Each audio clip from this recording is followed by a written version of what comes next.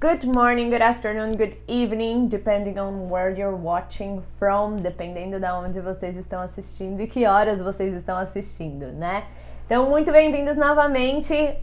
A aula passada a gente viu um pouquinho do verbo to be, então a gente começou a ver a estrutura do inglês para entender um pouco melhor.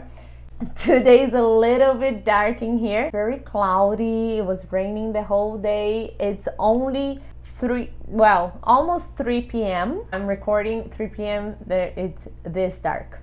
Então são quase 3 da tarde, eu tô gravando e tá escuro assim. Hoje ficou bem nublado, cloudy, nublado e chovendo o dia inteiro. Então eu peço desculpas pela iluminação, mas o importante é que a gente tá aqui para dar continuidade no nosso aprendizado de inglês, para ajudar você a conquistar os seus sonhos, trabalhar naquela multinacional, ganhar aquele aumento, para ser o seu melhor, to be your best a cada dia, certo? Então, a aula passada, conforme eu falei, a gente viu um pouquinho do verbo to be e a gente viu a nossa estrutura de frase. Lembra? Afirmativa, pessoa, ação. Então, a gente tem sempre a pessoa, o verbo to be e o resto da nossa frase. Para pergunta, a gente inverte os dois, então o verbo to be, pessoa e o resto.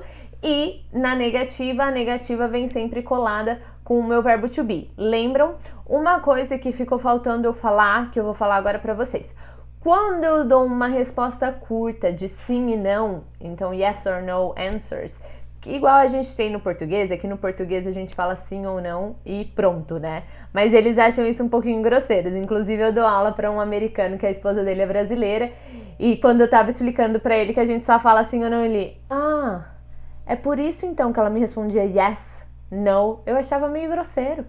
Então, eles são um pouquinho diferentes, eles implementam algo na pergunta, então eles sempre vão responder yes I am, yes he is, yes she is, ou no he isn't, no she isn't, no I'm not, ok? Então, alguns exemplos. Só que quando eu respondo a frase curta na afirmativa, se a minha frase acaba com o verbo to be, eu não posso fazer a contração dele. Então, eu não posso falar yes I'm. Are you Larissa? Yes I'm. Não. Yes I am. Is he happy? Yes he is. Não. É yes he is. Ok? Então, o único caso que você não pode abreviar. Na negativa, eu posso abreviar, Larissa? Pode, porque você tem o not depois do verbo to be. Então, se terminou com o verbo to be, não pode abreviar, tá? É só um detalhe que ficou faltando da aula de ontem que eu quis trazer para vocês.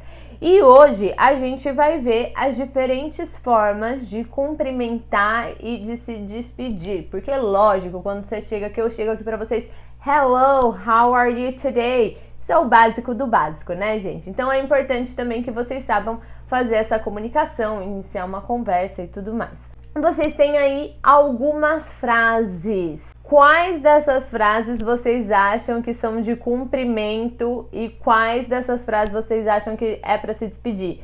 Dá uma olhadinha aí, vê o que vocês acham. Eu vou dar uns minutinhos para vocês responderem, me falar o que vocês acham aí, tá bom? Vamos ver como vocês estão afiados, certo? Então, assim como no português, nós temos diferentes maneiras de cumprimentar em inglês.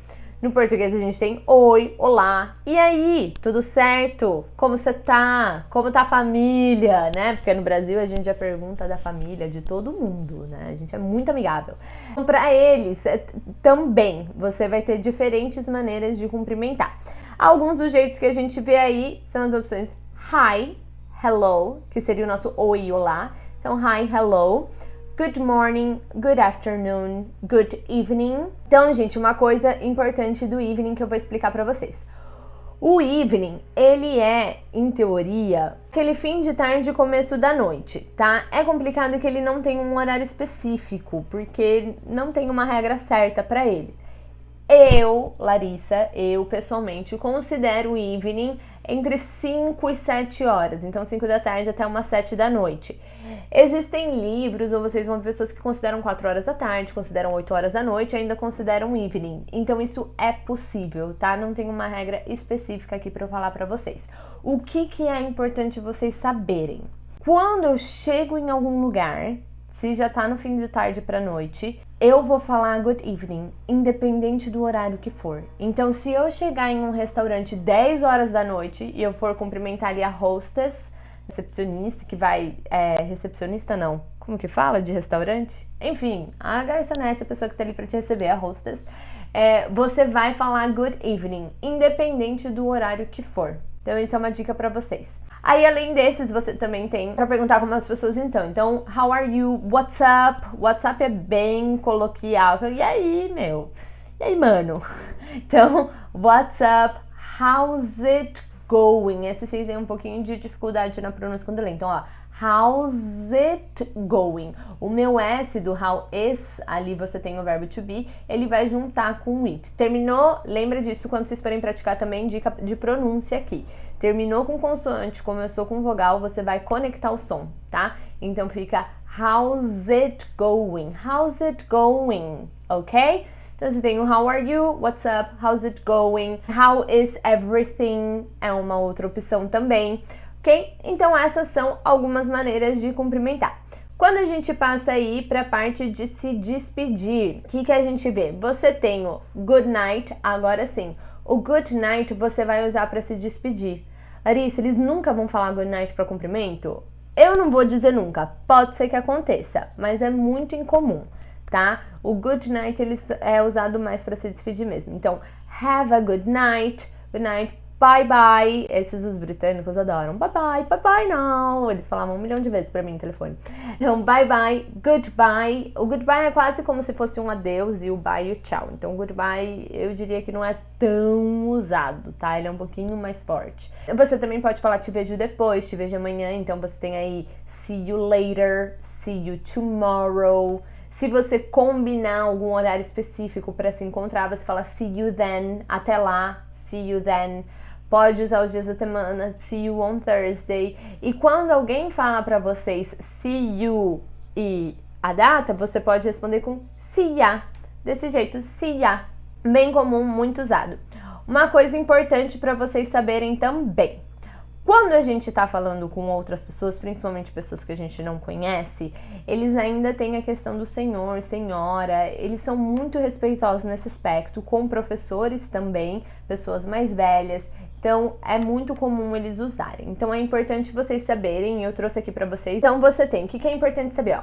Mister, que é o MR só, Mister, é pra homem. Homem velho, homem novo, homem casado, homem solteiro, não importa. Mister é homem. E aí você tem aí na tela, ó, Mrs, que é o MRS. Mrs, você tem o MR do homem e o S pra indicar que é mulher. Então, Mrs vai ser a mulher casada.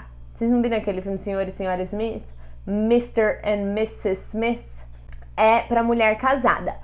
Aí você tem esses outros dois, que é o Miss e o Miss, diferença muito sutil da pronúncia. Então, não se preocupe tanto com isso, tá? O que é importante vocês saberem? Ambos, o Miss e o Miss, eles são usados para mulheres solteiras. O Miss pode ser casada também, mas ambos para mulheres solteiras. Então, na dúvida, usam desses. O que é importante para vocês? A diferença do Miss, que é sutil, então não se preocupe tanto, com a diferença do Mrs. Aí sim, o Mrs. vocês precisam diferenciar, tá ok? Algumas mulheres, às vezes, quando são solteiras, mais velhas e solteiras, elas se sentem um pouco ofendidas. Então, se você tiver em dúvida, pode falar o Miss, tá bom? Então é importante vocês saberem isso. Por hoje é só. Essa é a nossa aula para vocês verem as diferentes formas de cumprimentar e se despedir em inglês. See you next class. Te vejo na próxima aula. See you next class. Bye bye!